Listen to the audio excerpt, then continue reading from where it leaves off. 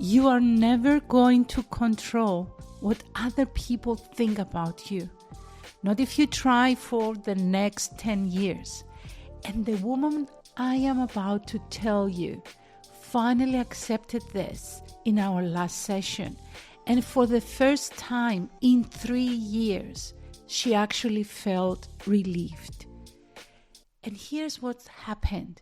She was part of a team of 6.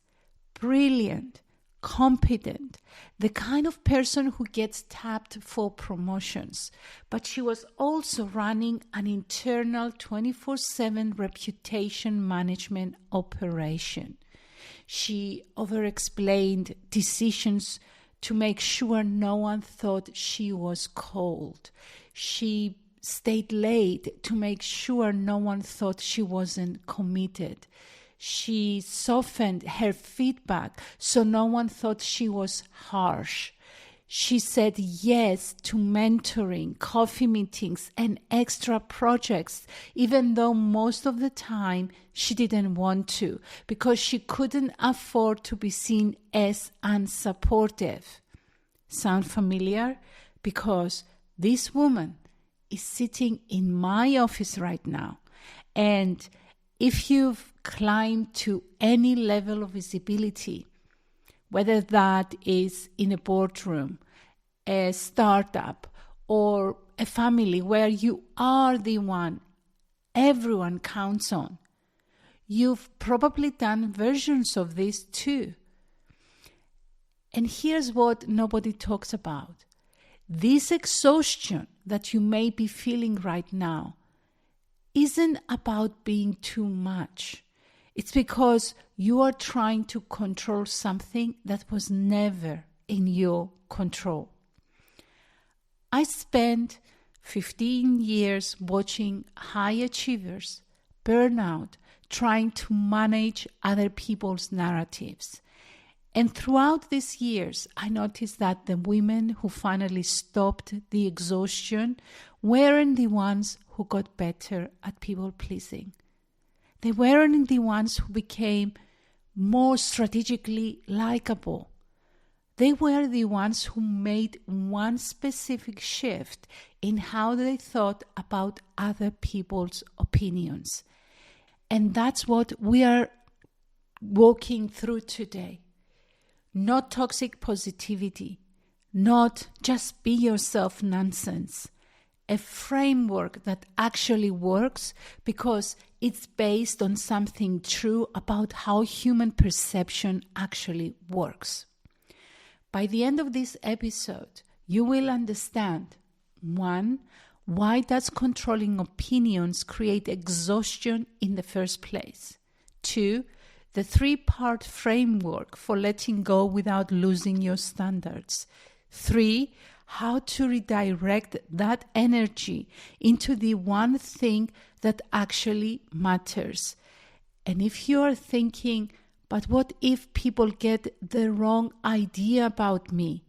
That's exactly where we are starting. Let me ask you something. Has a moment ever gone exactly the way you planned it?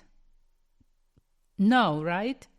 Yet here's what many ambitious people do. We treat other people's opinions like a project we can control. Like if we just say the right thing, show up the right way, anticipate the right concern, we can manage what someone thinks. And this is the trap. Every ounce of energy you spend trying to control an opinion is energy you are taking from somewhere else, from the actual work, from your own clarity, from your boundaries, from the people who actually matter. And more importantly, it's impossible. You literally cannot control what someone believes about you because their belief isn't created by your behavior. It's created by their filters, their insecurities, their past experiences, their mood that day, what their partner said that morning. You can show up as the most articulate, prepared, thoughtful version of yourself, and someone will still walk away thinking she's too strategic, or maybe she doesn't really care, or even she's trying too hard. And that's not a failure on your part. This is what I want you to understand. That's just how perception works. So the question isn't, how do I control what people think? The question is, how do I stop wasting energy on something that was never mine to control? Here's the framework I am talking about. 3 decisions. Once you make them, the exhaustion drops almost immediately. 1.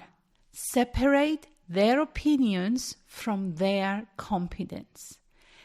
And this is one that surprises people. You can think someone is absolutely right and still not be obligated to change how you show up. You can respect someone's judgment and still not organize your behavior around their approval. And let me give you an example. A woman I work with was in a meeting with a senior partner who had a particular management style. He was very direct, no small talk. And she was spending hours preparing her updates to make sure she sounded likable, softer, less intense, because she thought his opinion on her meant something about her value. But months after, and with lots of stress in the process, she came to the realization that his opinion of her didn't need to match her opinion of herself. She could respect his competence and stop translating herself for him. This is huge because the moment you untangle what this person thinks of me from who I actually am, you get access to a ton of energy. And I want you to ask yourself this: whose opinion am I actually trying to control right now? And is that person's judgment something I actually respect? Or am I just afraid of their disapproval? If it's fear, that's where the exhaustion lives. And that's your signal to move to part 2. The second part, get clear on your non-negotiables. This is where you actually build your foundation. So instead of trying to control how people perceive you, you get clear on 3 things you refuse to compromise on. And you do this not for likability, not for approval, not for the narrative. For most high achievers I work with, this looks like this. Let me give you some example. I show up honest in my communication. I hold the standards I've set. I make decisions based on what's right, not what's popular. These are your standards, not what you think people want to see, not what's safest. Once you have this, some things shift, because now when you are in a moment where you could people please or could stay true to yourself, you have an anchor. You are not asking, what will make this person like me? You are asking, is this consistent with my non-negotiable? And that question has clarity built in. The answer is either yes or no. And you can live with either outcome because you are not tying your self-respect to someone else's opinion. The irony? People actually respect you more when you are clear on what you won't compromise on. Clarity is magnetic. Desperation to be liked is exhausting to be around. And the final part, the third, invest in the opinions that matter. Now that you've freed up all that energy you were spending on controlling perceptions, you get to choose where it actually goes. And here's what I recommend. Invest in the 5 to 7 people whose opinions actually inform how you see yourself. Usually, these are people who know you well, people who've earned your trust, people who tell you the truth even when it's uncomfortable. You show up differently for these relationships. You're more present, more real, more invested in actually being understood, because that is where the relational energy pays off. You are not performing for audiences. You are not managing impressions. But what you do is actually connect with people who matter. So let me ask you, who are the people whose perspective on you actually shapes how you show up? Are you investing in those relationships? Or are you spreading that energy across 50 people who barely know you? When you shift this, you actually become more strategic about relationships, not less. You are just strategic in a way that fills your cup rather than drains it. I know what you might be thinking, but what if people get the wrong idea about me? What if someone thinks I'm not a team player, or not ambitious, or not engaged? Fair question. And here's my honest answer. Some people will, and you will survive it. Here's what I've seen happen more often. When you stop trying to control the narrative, you actually become less misunderstood. Because you are no longer performing, you are no longer over-explaining, you are no longer doing the things that create confusion in the first place. People can sense when you are trying to manage their perception. It creates distance, it creates suspicion, it actually creates misunderstanding. But when you stop, when you show up clear and honest and committed in your non-negotiables, people start to know who you are. Do they all like it? No, but they get it.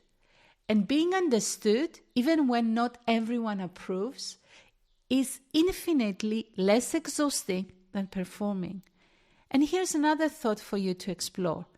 You get to choose how much you want to invest in correcting someone's wrong opinion. Spoiler alert, the answer is usually 0. If someone doesn't see you, that's not a project for you to fix. That's information. And you get to decide what you do with it. So here's what we covered. 1. Trying to control opinions is impossible and exhausting because perception isn't created by your behavior. It's created by their filters. 2, the framework is separate their opinion from their competence, get clear on your non-negotiables, and invest your relational energy in the people who actually matter.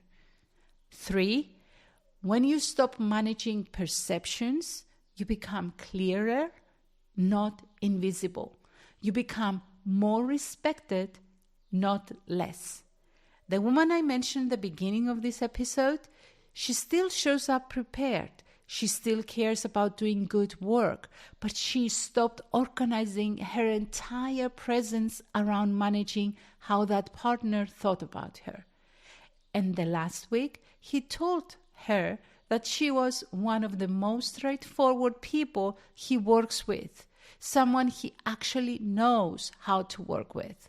Turns out people like knowing where you actually stand, and you like yourself more when you do too. If this resonated, I want to invite you to do one thing this week. Write down the people whose opinions you are currently investing energy in trying to control. Who are they?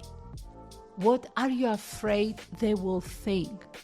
Then write down your 3 non-negotiables, the things you refuse to compromise on, no matter what. And just notice what shifts when you see those 2 lists next to each other. Usually, clarity happens right there. And if you want to go deeper with this, if you're ready to actually step out of the exhaustion of managing perceptions and step into the clarity of knowing who you are, I've got a free workbook called the 3 Clarity Questions Workbook that helps you see the pattern.